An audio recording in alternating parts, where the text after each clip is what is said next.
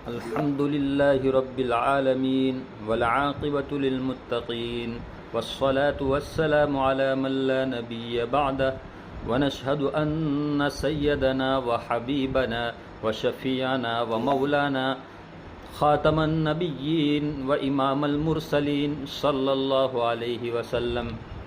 हजरत ईसा अलैहिस्सलाम कब आएंगे? दज्जाल का खात्मा कैसे होगा? अस्सलामु अलैकुम व रहमतुल्लाहि व बरकातुहू। प्यारे भाइयों और बहनों, आज हम एक ऐसे महत्वपूर्ण विषय के बारे में जानेंगे जिसका जिक्र कुरान और हदीस में मिलता है।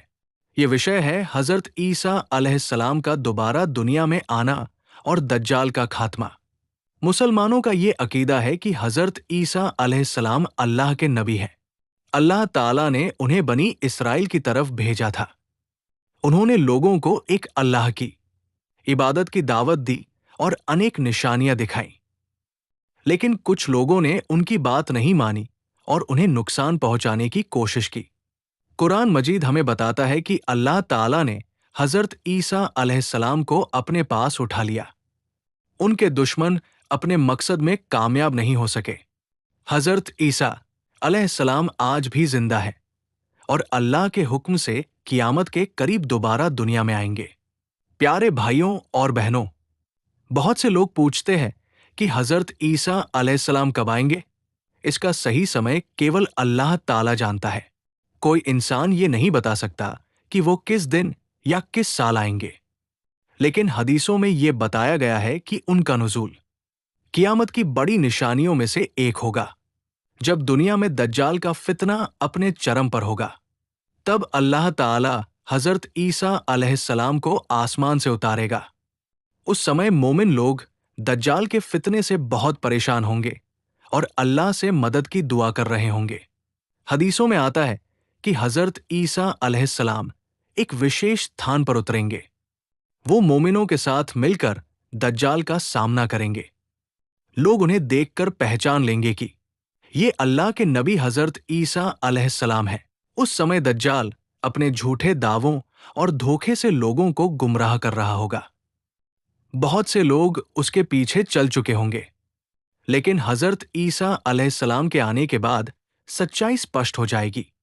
प्यारे भाइयों और बहनों, दज्जाल का फितना इंसानी इतिहास के सबसे बड़े फितनों में से एक होगा। वो लोगों को अपनी झूठी ताकत दिखाकर धोखा देगा। कुछ लोग उसके चमत्कारों जैसी दिखाई देने वाली चीजों को देखकर उसके झांसे में आ जाएंगे, लेकिन मोमिन लोग कुरान और सुन्नत की रोशनी में उसे पहचान लेंगे। वे जान जाएंगे कि दज्जाल एक झूठा इंसान है और उसका दावा बिल्कुल गलत है। जब हजरत ईसा अलैहिस्सलाम दज्जाल का सामना करेंगे तो दज्जाल की ताकत खत्म होने लगेगी। अल्लाह ताला अपने नबी की मदद करेगा और दज्जाल की हकीकत सबके सामने आ जाएगी। आखिरकार दज्जाल का अंत होगा और दुनिया उसके सबसे बड़े फितने से नजात पाएगी। ये घटना अल्लाह की महान शक्ति और सच्चाई की जीत का प्रमाण होगी। दज्जाल के खात्मे के बाद दुनिया में कुछ समय के लिए अमन और इंसाफ का दौर आएगा। लोग खुलकर अल्लाह की इबादत करेंगे और सच्चाई को अपनाएंगे। लेकिन ये दुनिया हमेशा रहने वाली नहीं है। इसके बाद कियामत की दूसरी बड़ी निशानियां भी सामने आएंगी, जिनमें याजूज माजूज का निकलना भी शामिल है।